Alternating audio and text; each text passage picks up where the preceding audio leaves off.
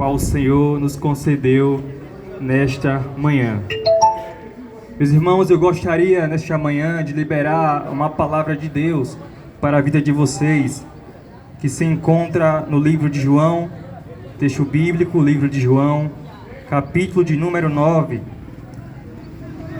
Irei ler com vocês alguns versículos em nome de Jesus. Evangelho de João, capítulo de número 9, verso 1 ao 6. Assim diz a palavra do Senhor. Quando Jesus ia passando, viu um homem cego de nascença. Os discípulos de Jesus perguntaram: Rabi, quem pecou, este ou seus pais, para que nascesse cego? Verso de número 3. Jesus respondeu: nem ele pecou e nem seus pais, mas isto aconteceu para que se manifestem nele as obras de Deus. Devemos fazer as obras daquele que me enviou enquanto é dia. A noite vem, quando ninguém pode trabalhar. Enquanto estou no mundo, sou a luz do mundo. Tendo dito isto, cuspiu na terra, fez lodo com a saliva, aplicou aos olhos do cego e disse: vai, lava-te no tanque de Siloé, que significa o enviado. O cego foi, lavou-se e voltou vendo.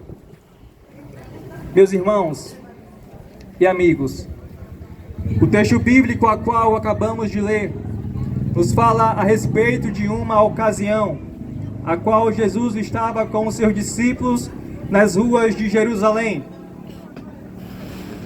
Jesus estava andando com os seus discípulos, quando Jesus, juntamente com os seus discípulos, avistaram um homem a qual era cego desde o dia em que ele nasceu.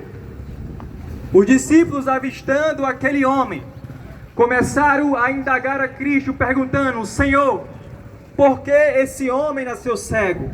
Porque ele pecou ou porque os seus pais pecaram? Teologicamente falando, a pergunta a qual os discípulos fizeram para Jesus é uma pergunta problemática.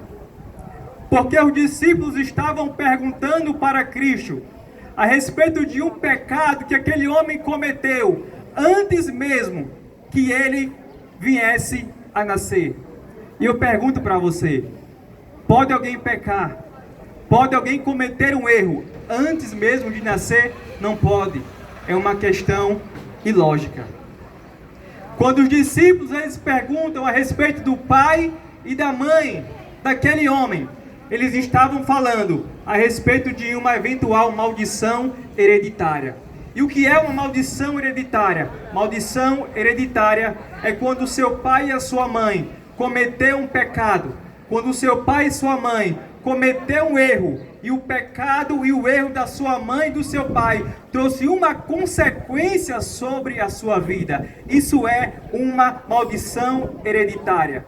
De fato, algumas pessoas acreditam em maldição hereditária, mas independentemente se você acredita ou não em uma maldição hereditária, uma coisa é certa: aqueles que estão em Cristo Jesus, não há sobre eles nenhuma condenação. Porque quando eu estou em Cristo e quando Cristo está em mim, toda a condenação é anulada, toda a condenação é revogada. Não há nenhuma maldição sobre a minha vida, porque eu estou em Cristo e Cristo está em mim.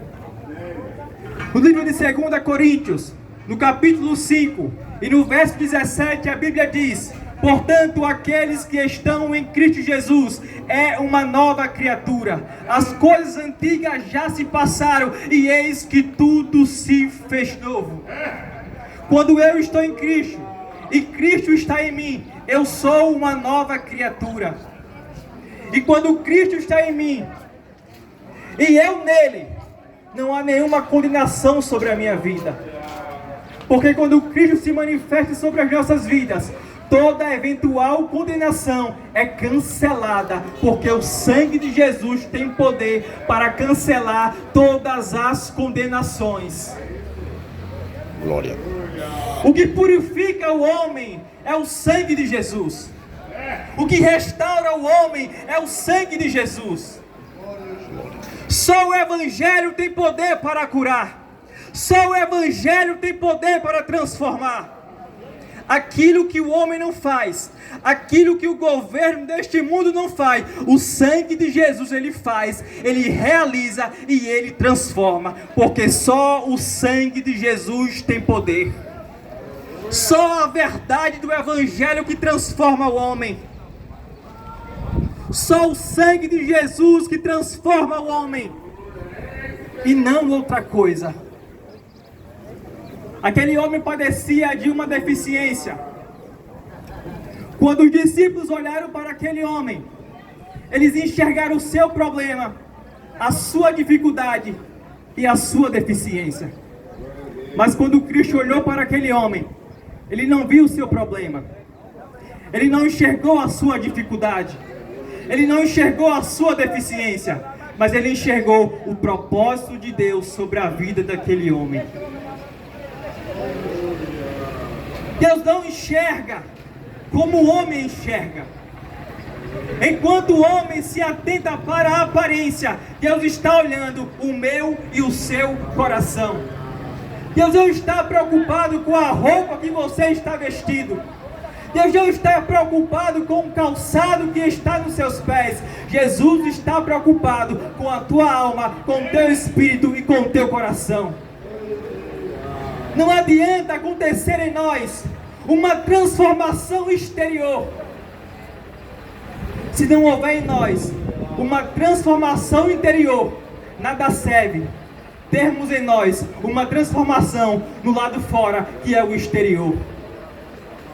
Cristo está preocupado com o teu coração, com o teu espírito e com a tua alma, porque Ele quer realizar em nós uma transformação no nosso interior.